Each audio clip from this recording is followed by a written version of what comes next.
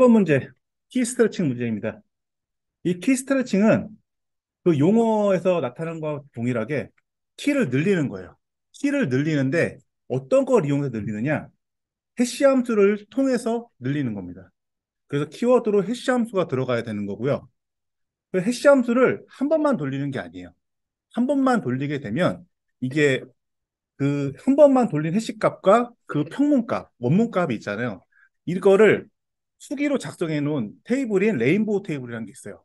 이런 레인보우 테이블이나 아니 브루탈 포스 공격에 좀 약간 그 취약하기 때문에 이거를 해시 함수를 n번 정도 반복을 합니다. 그래서 여러분들이 이 정의를 작성을 해줄 때 해시 함수를 n번 반복해서 다이제트를 생성한다라는 말이 들어가 줘야 돼요.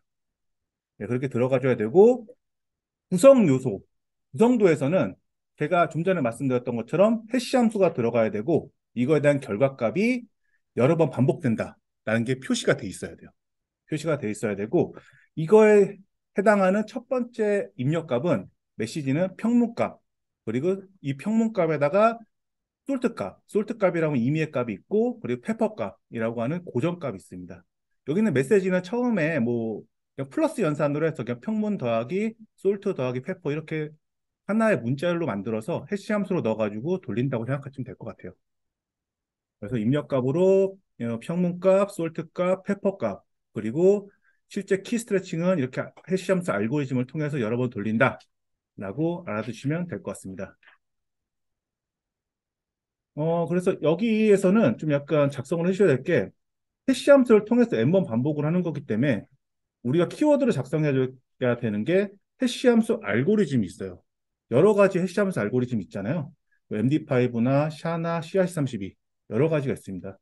이 중에서 내가 아는 걸 다 적어주시면 되는데 우리가 머리가 유한하기 때문에 기억이 안 날 때가 있어요. 그럴 때에는 반드시 샤를 적어주세요. 샤가 실무에서 가장 많이 사용됩니다. 그리고 샤가 작성하기 좋은 게 여기 보면 1, 2, 5, 6, 3, 8, 4, 5, 1 이렇게 숫자로 이렇게 시리즈별로 나열할 수 있기 때문에 모르겠어 하면 샤 1, 2, 5, 6, 3, 8, 4, 5, 1 이렇게 작성을 해주시면 되는 거예요. 네, 이렇게 다 작성을 해주시면 되고 실제로 3달러으로는 키 스트레칭을 사용해서 로그인을 활용할 수가 있어요. 어떻게 활용하냐면 클라이언트와 서버 구조 이렇게 있었을 때 클라이언트가 로그인을 요청하기 위해서 아이디와 비밀번호를 전달합니다. 그럼 비밀번호를 전달해서 서버 쪽에서 이걸 받고 이 아이디를 기준으로 데이터베이스에서 여기 있는 값을 조회를 해요. 그럼 데이터베이스 내에는 솔트 값과 이터레이션 카운트, 아까 전에 그 해시를 몇 번 돌린다고 했던 카운트 있잖아요. 그 카운트가 있고 결과 해시가 있습니다. 이 결과 해시는 DB에 있는 결과 해시는 키 스트레칭을 이전에 수행했던 값이에요. 그래서 이 결과 해시와 클라이언트 쪽에서 전달받은 비밀번호를 가지고 이거를 또다시 해시를 돌려서 키 스트레칭을 수행을 합니다. 그럼 동일한 해시값이 두 개가 나오겠죠. 이 두 개를 비교를 해요. 이 비교를 해서 이게 동일하다. 그러면 이 동일 사용자라고 보는 거고 동일하지 않다 하면은 이 사람은 동일한 사용자가 아니구나. 로그인 실패. 그래서 이렇게 하는 거고 여기서 봐야 될 거는 DB에는 이 사용자의 비밀번호 정보가 없어요. 지금 아이디를 조회했을 때 나오는 건 세 가지밖에 없었습니다. 솔트와 이터레이션 카운터 결과 시 세 개밖에 없었어요. 그래서 DB가 만약에 해킹이 당해도 해커는 여기 있는 사용자의 비밀번호를 알 수가 없다. 그리고 솔트 값이 랜덤 값이기 때문에 같은 사용자더라도 계정이 똑같아도 값이 다 달라요. 그러니까 결과시 값이 전부 다 다르다라는 것을 알고 가시면 좋겠습니다. 자, 그럼 다음 문제 넘어갈게요. 네, 다음 문제는 슈퍼 타입과 서브 타입입니다. 이건 슈퍼 타입이 먼저 볼게요. 슈퍼 타입이 어떤 거냐면 엔티티의 공통 속성을 통합해서 만든 공통 엔티티 타입입니다. 그럼 반대로 서브 타입은 개별 속성을 분리해서 표현한 엔티티 타입이에요. 여기서 봤을 때 여기 상위에 있는 게 슈퍼 타입이고 하위에 있는 게 서브 타입입니다. 좀 약간 이해가 안 되실 때는 우리가 객체지향에서 보면 부모 클래스, 그다음 서브 클래스 있잖아요. 동일한 개념으로 보셔야 돼요. 부모 클래스를 보면 보통 추상화된 레벨로서 공통 기능들이 전부 다 들어가 있잖아요. 그걸 슈퍼 타입으로 보시면 되고, 서브 타입은 그 슈퍼 타입을 구현한 매개체로 보시면 될 것 같습니다. 그래서 표기법은 베타 관계 표기는 이렇게 X자를 놓고 이렇게 표기를 하고, 포함 관계 표기는 이렇게 X자가 없는 관계로 표시를 합니다. 그래서 베타 관계라는 거는 이 직원이 있을 때 정규직과 계약직이 있는데 각각 하나만 나타낼 수 있는 거예요. 그러니까 정규직은 정규직이고 계약직은 계약직인 거예요. 그래서 공통요소가 없다라고 말씀드릴 수 있겠고, 포함 관계는 이거를 포함할 수 있는 관계예요. 전화와 인터넷이 있을 때 전화도 가질 수 있고 인터넷도 가질 수 있는 거. 이게 동시에 포함이 될 수 있는 관계를 보고 포함 관계라고 합니다. 얘는 공통 부분이 존재해요. 그래서 이렇게 개념도와 이런 걸 작성을 해주고, 여기는 타입을 작성을 해주시면 되는데, 타입에는 1대1 타입과 플러스 타입과 싱글 타입이 있습니다. 뭐 아이덴티티, 롤다운, 롤업이라고 하는데, 이 1대1 타입 같은 경우에는 우리가 좀 전에 봤었던 슈퍼와 서브 타입만의 관계입니다. 확장성이 우수하고요. 우리가 볼 수 있는 일반적인 테이블 구조입니다. 그리고 플러스 타입. 플러스 타입은 슈퍼 타입과 서브 타입을 합친 개념이에요. 이거는 보통 그 슈퍼 타입에 대한 내용이 그렇게 많이 없고 서브 타입에 대한 내용이 되게 많을 때 주로 많이 사용합니다. 그 싱글 타입 전부 다 합친 거예요. 이건 어떨 때 쓸까요?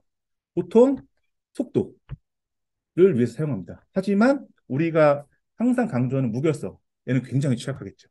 근데 이렇게 여러 가지 이렇게 종류가 있는데, 여러 가지 종류 중에서 맨 마지막 한글에 이런 여러 가지 종류가 있지만 실제 실무에서는 다양한 환경이 존재하기 때문에 각각의 환경에 맞는 타입을 사용하는 게 좋다. 이렇게 실무적으로 한글로 작성해 주시면 더욱더 좋은 답안이 될 것 같습니다. 네, 이렇게 작성을 해주시면 되는 거고요. 다음 문제 넘어가겠습니다. 네, 다음 문제, 도전적인 문제입니다. DQC입니다. 이 DQC 보면 C가 인증이에요, 인증.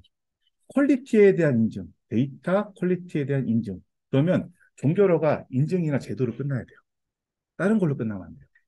그래서 종결어를 좀 약간 유의해 주시고, 이 DQC는 정보 시스템의 데이터 품질 확보를 위해서 데이터 품질, 관리, 보안 체계를 심사해서 인증하는 제도예요. 그래서 여러분들의 답안에 정의에 이렇게 품질 확보를 위해서 자체 품질, 관리, 보안 체계라는 내용이 들어갔으면 좋겠고요. 유형은 좀 전에 말씀드린 세 가지가 있습니다. DQCV, M, S가 있어요. 근데 여기까지 다 작성을 하세요. 다 작성을 하는데 여러분들 점수를 더 많이 받아야 되잖아요. 그래서 옆에 있는 심사 항목도 다 같이 적어줬으면 좋겠습니다. 앞에 있는 그 도움을 따가지고 DQCV는 도업, 도메인과 업무 규칙, 관리 인증 M은 정확성, 일관성, 유용성을 해서 정인류 적적보, 그리고 보안 인증은 접근지역 암호화 뭐 이런 걸 해서 저함 작시라고 해서 도움을 따서 이런 걸 다 암기를 해주셔서 답안에 이걸 다 녹여줬으면 좋겠어요. 그래서 다시 한번 DQCV는 도어, 그리고 DQCM은 정인류 접촉부, S는 저밤 작시라는 키워드가 답안에 녹아 들어가 있으면 좋겠습니다. 그래서 이렇게 답안에 2단락을 작성을 해주시고요. 3단락은 이렇게 품질관리 로드맵을 작성을 해주셔도 되고, ISO 8000이나 아니면 TQM3 관점으로 이렇게 작성을 해주시면 좋을 것 같습니다. 네, 다음으로 넘어갈게요. 그리고 3단락으로 여기 있는 인증 레벨을 작성해 주셔도 좋아요. 네. 네, 다음 문제입니다. 다음은 합성 데이터입니다. 이 합성 데이터는 그 AI에서 사용하는 건데요. AI에서 입력 데이터 셋으로 사용할 데이터를 만들기 위한 기술이에요. 기술인데 그냥 일반적으로 생성하는 게 아니라 실제로 측정된 데이터를 통해서 통계적 방법이나 기계학습 같은 걸 이용을 해서 새롭게 생성한 모의 데이터. 그래서 정의 안에 통계적 방법이나 이런 것들을 활용을 해서 새롭게 생성한 모의 데이터라는 말이 들어가줘야 되고요. 필요성은 이렇게 새롭게 생성했기 때문에 개인정보를 좀 약간 최소화할 수 있다. 그리고 개인정보를 최소화했기 때문에 실제 없는 값이 있을 수도 있기 때문에 추적이 좀 약간 불가능한 장점이 있다. 그리고 데이터 세트의 편향이 방지된다.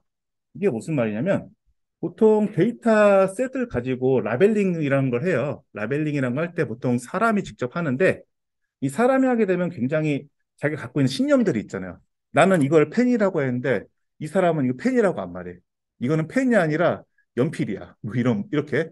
이 사람들마다 각각 보는 관점이 다르기 때문에 라벨링을 할 때 딱 각각 다르게 라벨링을 할 수가 있어요. 그래서 이런 걸 보고 편향이라고 하는데 이렇게 추정된 모형에서 생성을 데이터를 하게 되면은 이런 편향성이 좀 약간 없어져요. 그래서 편향 방지라는 말이 있는 거고요.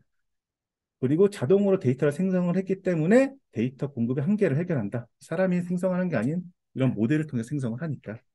그래서 이런 필요성이 있고 합성 데이터 메커니즘은 이렇습니다. 데이터를 수집을 해요. 좀 더 보시면 예, 데이터를 수집을 합니다. 그래서 전처리를 해요. 전처리를 하고 나서 데이터를 생성을 합니다. 생성을 하고 그다음에 검증을 해서 실제로 사용을 하는데 이 데이터를 생성을 할 때에는 이 세 가지 방식으로 이렇게 생성을 해요. 더미 데이터, 그러니까 무작위로 이렇게 데이터를 추출을 해가지고 생성을 하기도 하고, 그리고 규칙 기반, 우리가 통계적 기법, 가우시안 분포나 이런 정규 분포를 사용을 해가지고 이 분포 내에 해당하는 데이터를 생성을 하는 거.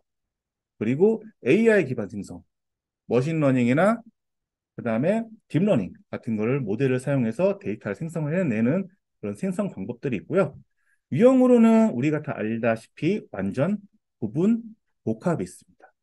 완전은 모두 가상으로 생성을 하는 거고, 부분은 변수들 중에서 일부만을 선택을 하는 거. 복합은 이 두 개를 복합한 거. 그래서 이 합성 데이터에는 이런 유형이 나와줘야 되고, 그리고 더 나와준다면 이렇게 생성하는 방법이 있다. 세 가지가 있다. 라는 것을 작성해주면 좋을 것 같습니다. 네, 그리고 3단락에는 합성 데이터 활용 사례로 뭐 이런 것들이 있고, 이런 것들 외에도 우리가 뉴스를 보면 좀 자주 접하는 것들 있잖아요. 뭐 챗GPT 이런 것들. 그것도 우리가 문자로 입력을 하면 거기에 대한 데이터가 나오잖아요.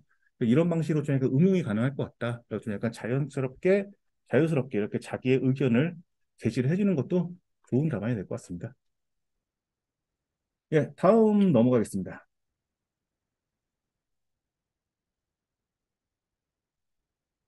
예, 다음 문제는 데이터 표준화입니다. 이거 제가 굉장히 밀고 있는 문제예요. 맨날 나오는데. 자, 데이터 표준화는 이런 겁니다. 시스템별로 굉장히 많이 산재해 있는 데이터 요소에 대해서 이걸 전부 다 통일성 있게 맞추는 거예요. 통일성 있게 맞추는데 그냥 맞추는 게 아니라 명칭이나 정의나 형식 규칙 이러한 원칙을 정해서 전사적으로 맞추는 걸 보고 표준화라고 해요. 그래서 여기서 정의에 나와야 될 거는 명칭, 정의, 형식, 규칙 이런 것들 단어 그리고 원칙들 이건 표준화 활동이다 라고 하는 종결어가 나와줘야 됩니다. 자, 그러면 이 표준화를 하면 좋은 게 어떤 게 있냐면 이거를 전부 다 맞춰주는 거기 때문에 중복 및 불일치가 좀 약간 줄어들어요. 그리고 이런 것들 전부 다른 시스템별로 다 동일하게 명칭 같은 걸 맞췄기 때문에 서로 간의 이야기가 편합니다. 왜냐하면 의미가 동일하기 때문에. 그리고 이렇게 의미가 동일하기 때문에 데이터 통합을 하기도 쉬워요. 그리고 유지 보수도 굉장히 쉽게 됩니다. 네, 이렇게 하는 장점이 있고요. 그래서 여러분들이 답안을 작성을 하실 때 여기서 구성 요소로는 이렇게 데이터 표준과 조직과 프로세스가 나와야 됩니다. 그래서 표조프 이렇게 도움을 따서 암기를 하셔서 이렇게 작성을 해주시면 좋겠고요. 여기 좀 보면 이전에 있던 빅데이터 관리체계랑 좀 비슷하죠. 거기 원조프라고 되어 있는데 여기는 표조프입니다. 그래서 표준과 조직과 프로세스가 있고 이 표준에는 표준 단어, 도메인, 코드, 용어가 있다.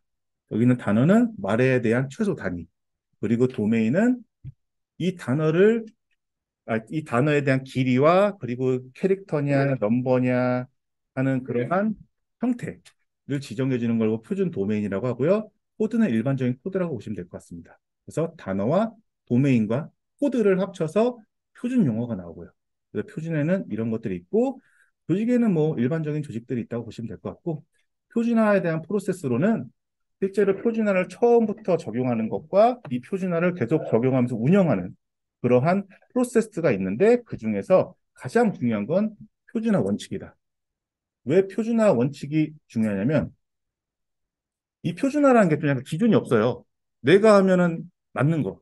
남이랑 만능 이렇게 기준이 없거든요. 그래서 기준을 잡고 이 표준화를 수행을 해줘야 돼요. 그래서 중요한 게 표준화 원칙이다. 그래서 반드시 프로세스 안에는 표준화 원칙이 들어가야 된다라고 아시면 될 것 같습니다. 어, 그래서 다 말씀드렸는데 여기 보면은 제가 좀 단어 일단 관리 기준을 넣어놨어요. 이게 그 데이터베이스 DAP 교재에 있는 관리 기준이거든요. 그래서 이러한 기준을 좀 약간 알고 계시면은 그러니까 암기가 되면은 이거에 대한 걸 좀 약간 알고 계시고 이러한 문제, 표준 문제가 났을 때 이걸 좀 약간 작성을 해서 그걸 통해서 목차로 작성을 해서 이거를 문제를 대응을 하셔도 되게 좋을 것 같습니다. 보통 표준 단어 같은 경우에는 표준성과 일반성, 대표성. 그래서 표일 때라고 하고요. 도메인 같은 경우에는 표준성과 유일성과 업무 지향성. 그래서 표유업이라고 하고 표준 코드 같은 경우에는 이 코드를 재사용해야 되니까 재사용성, 일관성, 정보 분석성. 이라고 해서 제일정의라고 하고 표준 용어 같은 경우에는 표준성, 일반성, 업무성이라고 해서 표일업이라고 합니다. 여기 있는 내용들은 그 DA 가이드 보면 전부 다 있어요. 여기 보면 위에 데이터 오네요 있잖아요. 여기 들어가 보면 있거든요. 그래서 만약 시간이 되시는 분들은 이런 목차를 좀 약간 암기해 두시고 이런 표준화에 대한 문제가 나온다 하면은 이런 기준을 통해서 작성을 하셔도 굉장히 좋을 것 같습니다. 그래서 3단락으로는 표준화 활성화 방안, 데이터 표준화를 통해서 다양한 표준 관리, 업무 영역이나 모델이나 엔티티, 인터페이스 뭐 이런 걸로 관리를 해서 최종적으로는 표준화 참조 모델이라고 하는 모델을 만들어서 공공이나 사기업 쪽에 적용을 해서 분배했으면 좋겠다라는 방향성을 이렇게 제시를 해주면 좋겠습니다. 자, 다음 넘어갈게요. 예, 다음도 제가 굉장히 밀고 있는 문제입니다. 인스트럭터 GPT. 이 인스트럭터 GPT는 그 챗GPT와 동일하다고 보시면 될 것 같아요. 차이점이 있다면 이 차이밖에 없습니다. 인스트럭터 GPT는 질문에 정확한 정보를 생성할 때 사용을 해요. 데이터셋이 일반적인 그냥 인스트럭터 GPT 데이터셋이에요. 근데 챗GPT는 자연스러운 대답 생성하기 위해서 챗GPT 데이터셋 그리고 인스트럭터 GPT 데이터셋을 통합해서 학습을 시킨 모델입니다. 그래서 알고리즘상에서는 차이가 없어요. 데이터셋에 대한 차이만 있어요. 그래서 인스트럭터 GPT가 나오든 챗 GPT가 나오든 동일하게 작성을 해주시면 됩니다. 예, 그렇고 그러면 인스트럭터 GPT에 대해서 한번 볼게요. 인스트럭터 GPT는 GPT-3에다가 강화학습을 적용시킨 거예요. 그러면 강화학습을 적용시키는데 여기서 정의에서 나와야 될 키워드는 RLHF, 피드백을 주는 거, 그리고 초거대 AI, 즉 LLM이라고 하는 라지 랭귀지 모델. 이러한 특성을 통해서 GPT-3의 문제점을 해결한 계량학습 모델이다. 라는 내용이 정의 안에 들어가요. 그래서 GPT-3의 문제점이 이런 것들이 있어요. 이런 것들이 있는데 이런 것들을 해결하기 위해서 이거에 대한 결과인 답변 후보에 많은 사람들이 추가 투입이 돼서 이거에 대한 결과의 점수를 개별적으로 할당을 했어요. 개별적으로 할당을 했는데 이렇게 할당을 하게 되면은 사람도 많이 들어가야 되고 그리고 비용도 시간도 굉장히 많이 소요가 되겠죠. 그래서 이런 것을 좀 약간 절감을 해보자라고 해서 이 사람이 하는 것을 강화학습을 통해서 파인 튜닝을 시킨 게 인스트럭터 GPT, 챗 GPT입니다. 예, 예, 이러한 히스토리가 있었고요. 그래서 인스트럭터 GPT에 대해서 개념들을 한번 보면은 여기 보면은 SFT, 슈퍼바이즈드 된 파인 튜닝된 GPT-3 모델이 있습니다. 얘는 그냥 단순히 GPT-3라고 생각하시면 될 것 같아요. 그리고 이 GPT-3 모델을 결과값을 평가할 리워드 모델이 있습니다. 그리고 최종적으로 인스트럭터 GPT가 수행하는 강학습이 있고요. 여기는 GPT-3가 있고 이 GPT-3를 통해서 결과값을 생성해서 여기 있는 출력값을 얻습니다. 출력값 답변값을 얻어요. 그럼 답변값을 얻으면 이 답변값을 통해서 사람이 답변 순위를 적용을 합니다. 답변 순위를 적용한 것을 통해서 데이터로 리워드 모델이라는 걸 학습을 합니다. 그래서 여기 GPT-3와 리워드 모델을 통해서 강화학습을 수행을 하는데 순서는 어떻게 되냐면 사용자가 질문을 이렇게 넣어요. 질문을 GPT-3 모델에다 넣습니다. 그러면 이거에 대한 결과가 출력이 되겠죠. 출력이 된 결과를 리워드 모델을 통해서 평가를 합니다. 평가를 하고 나면 이거에 대한 평가를 PPO라고 하는 강학습 알고리즘을 통해서 GPT-3에 다시 파인 튜닝을 합니다. 그래서 여러분들이 이거 해당하는 문제에 대한 답을 작성을 하실 때, 개념도를 작성하실 때, 여기 강학습에 있는 내용을 작성을 해주시면 되는 거예요. 프롬프트 이거 질문이 있고, GPT-3가 있고, 리워드 모델을 통해서 강학습인 PPO 알고리즘을 통해서 이 GPT-3를 파인 튜닝을 한다. 라고 하는 내용을 그려주시고, 여기 안에는 GPT-3 리워드 모델 PPO가 반드시 들어가줘야 됩니다.